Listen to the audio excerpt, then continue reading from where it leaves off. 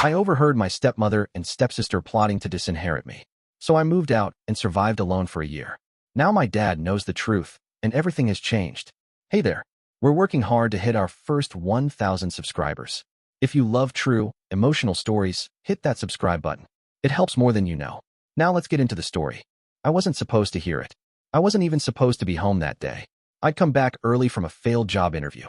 One of those generic, dead-eyed corporate panels where they smile politely and say, "We'll be in touch." And you already know they won't. It was raining. My hoodie was soaked. I took my shoes off quietly and headed for the kitchen. That's when I heard voices from the living room, my stepmother and my stepsister. At first, I didn't care to listen. They were always talking, always scheming over brunches and yoga classes. But then I heard my name. And then I heard this. Once the new will is signed, it'll be like he never existed. Everything will go to us. Finally, I froze in the hallway. No rustle, no sound. Just me and the echo of that sentence. They weren't whispering. They weren't even trying to hide it. That part chilled me more than the words themselves. Let me back up a little. My name's Jordan. I'm 23. And for the past 5 years, I've lived in a house that hasn't felt like mine. My mother died when I was 16, sudden aneurysm. My dad was shattered. And for a while, we were close in that broken, quiet way people are after loss. But grief has an expiration date for some people. Within a year, Dad started dating again. And then, just like that, she moved in. Lisa. Lisa was polished. Expensive perfume. Designer shoes in the hallway. Smile that never reached her eyes. She brought her daughter, Kaylee, who was a year younger than me. Kaylee didn't even pretend to be polite. She walked into our house like it was hers. My mom's framed photos quietly disappeared from the hallway shelves. Her favorite blanket tossed out with the laundry. Her garden bulldozed into a patio upgrade. I was still grieving. Still waking up expecting my mom's pancakes. Instead, I woke to green juice in the fridge and perfume in the air. Dad was different too. He was trying to make the new marriage work. Trying not to take sides. Which meant he stopped noticing which side I was pushed onto. By the time I turned 18, it was like I was a tenant in my own home. Nobody was cruel. Just dismissive. I'd come home and hear laughter stop the moment I walked in. I'd open the fridge and find nothing but Kaylee's labeled containers. But I stayed. I worked part-time, helped cover bills, cleaned up after myself. I figured if I just kept my head down, things would even out. They didn't.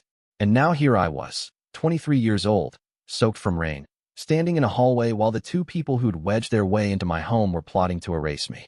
That night, I didn't sleep. I stared at the ceiling for hours. I didn't even tell my dad. Why would I? He'd believe them. He always did. The next morning, I packed a single backpack. My laptop. 2 changes of clothes. Toothbrush. I left him a note. Nothing dramatic. Just taking some time to figure things out. I'm okay. Don't worry. I didn't leave an address. And I disappeared. I didn't have a plan. No savings. No backup. Just a part-time job. A couch offer from a friend I hadn't seen in months. And the growing ache of betrayal eating through my ribs. The truth is, I didn't know if I was doing the right thing. I only knew one thing for sure. If I stayed, they were going to erase me. So I left first. There's no romantic way to describe living in your car. The first night, it feels like an adventure. Like you're defying the odds, claiming your independence with nothing but guts and duct tape. By the 4th night, it feels like mold and back pain. I slept in a parking lot behind a gym. Used a cracked towel to cover the window. Showered inside when I could sneak in without questions. Ate instant noodles I cooked, with water from a gas station microwave. The thing no one tells you is, it's not just physically exhausting. It's humiliating. Quietly, constantly humiliating. The friend who let me crash on his couch did it without asking questions. He just said, "You good?" And when I didn't answer, he patted the couch cushion and walked off. That kind of mercy sticks with you. I picked up extra shifts at a late-night diner. Busser, cleaner, sometimes cook if someone didn't show. It wasn't glamorous, but it paid enough for me to scrape together a deposit for a studio apartment. The place was tragic. Peeling walls. One window that didn't close right. Heating that groaned more than it worked. But it was mine. Nobody's name on the lease, but mine. No stepmother's shadow in the hallway. I taught myself coding at night. Free tutorials, forums, online boot camps. I was terrible at first, but I kept going. Hunger does that. It forces discipline. Still, even as I began to rebuild a life, I stayed away from the past. No contact. No calls. No creeping their socials. I didn't want to know if my dad had changed the will. I assumed he had. And honestly, it was easier to believe that he chose them. It hurt less than believing he didn't know. 6 months in, I was making just enough to cover rent and eat without panic. The diner gig slowed down. I picked up freelance dev work online, small jobs, but it paid better. I even bought a second-hand desk and a better chair. Luxury. Then came the weird moment that flipped everything. I was coming home from the grocery store, milk, pasta, nothing fancy, when I saw Mr. Klein. He was our old neighbor. Lived 2 houses down from us for years. Retired now. He was walking his dog near my new place. I froze when I saw him. He did a double take. Jordan? I thought you moved abroad. I blinked. What? Your dad said you got a job overseas. Said you were doing some kind of tech internship in Berlin or something. Berlin? I laughed. Out loud. It just escaped. I'd been sleeping in a dented Nissan Altima behind a gym while my family told the neighborhood I was living my dream in Europe. Mr. Klein must have sensed something because his smile faded. Everything okay, son? I told him the truth. Not all of it, but enough. That I'd moved out. That I wasn't in Germany. That I hadn't spoken to my dad in months. He looked uncomfortable. Said something about miscommunications and families being complicated. Then he told me to call my father. I nodded. Said I would. But I didn't. Not right away. Instead, I sat in my sad little apartment that night, staring at my cheap lamp and wondering what kind of father tells people his son moved to another continent when he hasn't heard from him in half a year. Unless that's what he was told. And suddenly, for the first time in months, a tiny thread of doubt slipped through the armor I'd built. What if he didn't know the truth? I couldn't let it go. That one sentence from Mr. Klein, your dad said you were in Berlin, had nested in my brain like a splinter I couldn't ignore. I kept repeating it, even when I didn't mean to. While brushing my teeth, while scrolling through job listings, while folding thrift store shirts in my cramped apartment. He didn't say, your dad thinks you're in Berlin. He said, your dad told everyone. That was too specific to be a mistake, which meant someone had fed him that lie, which meant they were covering their tracks. I decided I needed proof. See, I knew something about my stepmother. Lisa was predictable. She had a spa routine like clockwork. Wednesdays, same place. She always bragged about how they did custom herbal detox wraps. So I went online and bought a small digital audio recorder, one of those voice-activated ones that fit in your pocket. I didn't know what I was doing, but I figured if I could catch her talking the way she did that day in the living room, I might be able to confirm everything. I waited until Wednesday, sat in a cafe across the street from her spa, headphones in, pretending to work, just watching. She walked in around noon, right on schedule. I waited. She came out about 90 minutes later, hair wrapped in a towel, holding a smoothie, talking to a friend. I couldn't believe my luck. They sat down at the outdoor table closest to me. I palmed the recorder in my jacket pocket, thumbed it on, and tried not to breathe too loud. At first, it was small talk. Weekend plans. Complaints about traffic. But then her friend asked a question. So, that stepson of yours, Jordan, he's still in Berlin. Lisa actually laughed. Please. He's not in Berlin. He's probably living out of a backpack somewhere. He left, remember? I just helped him out the door.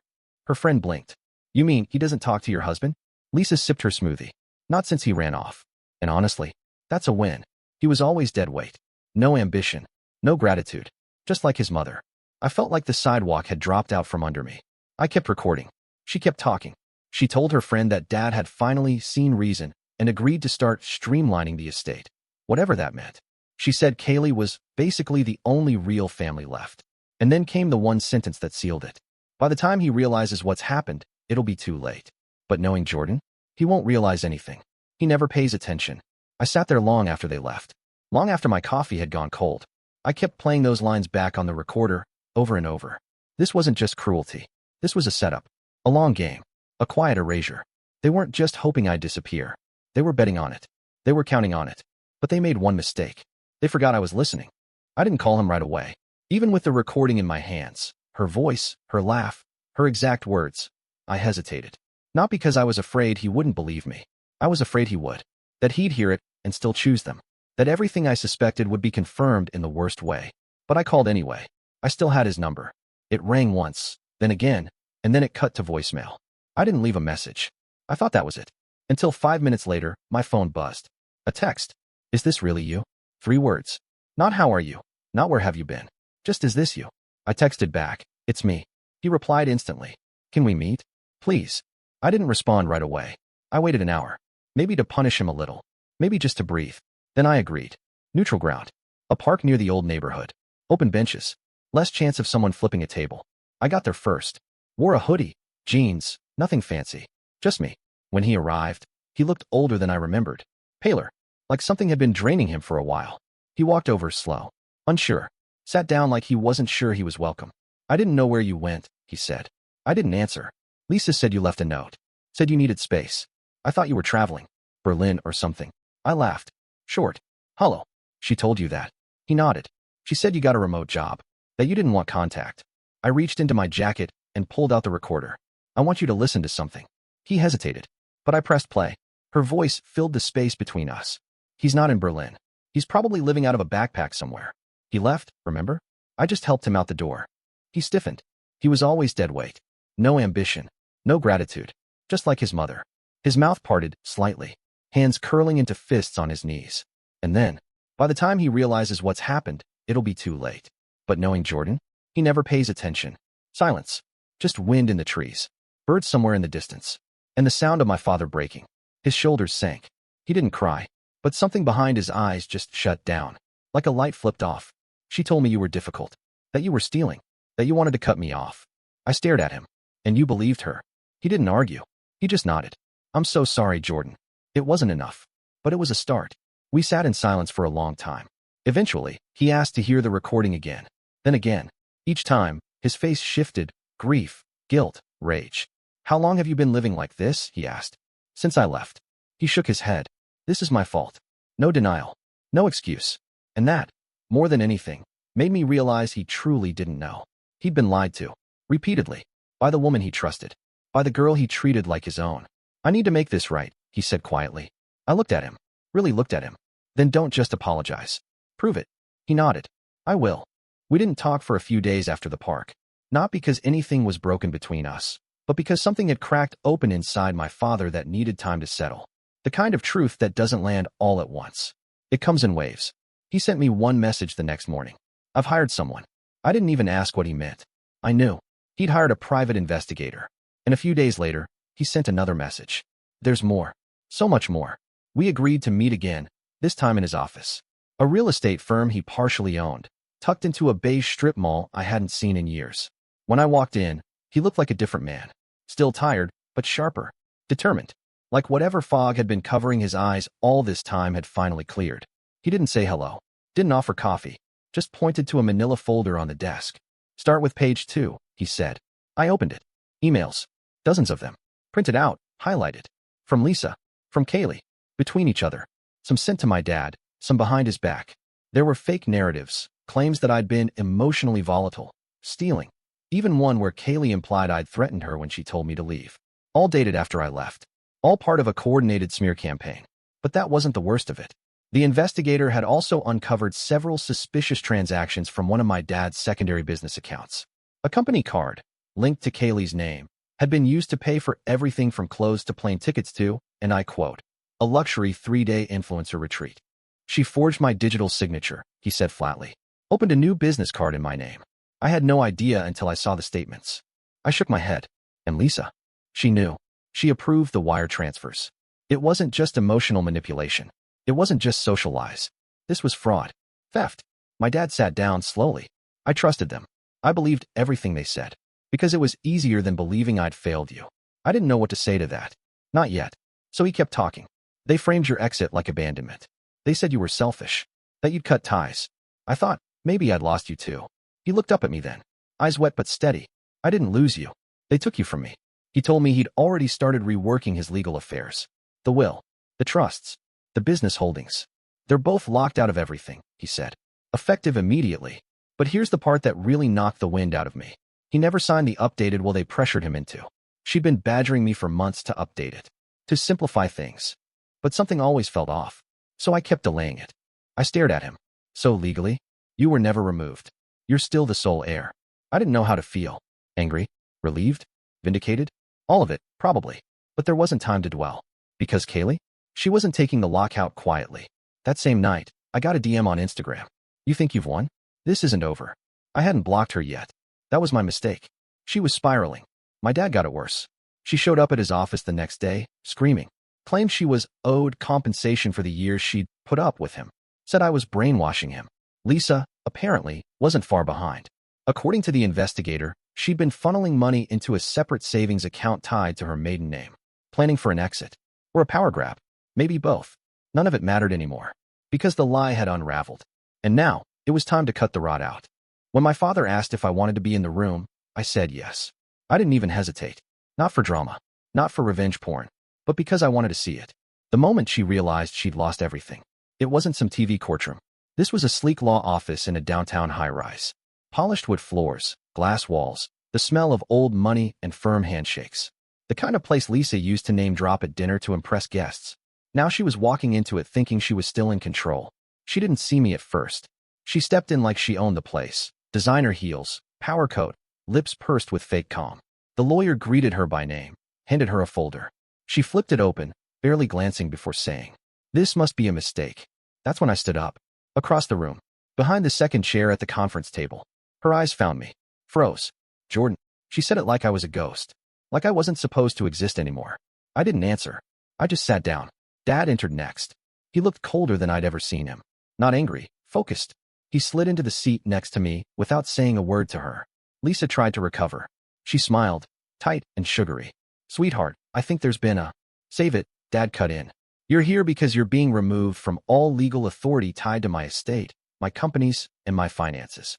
Retroactively." He didn't raise his voice. He didn't have to. The lawyer began reading the summary. Forgery, fraud, abuse of access, intent to defraud a legal heir. Lisa looked at me again, this time, not like I was a ghost. Like I was the executioner. She started talking fast. "This is absurd. You're throwing away your family for him."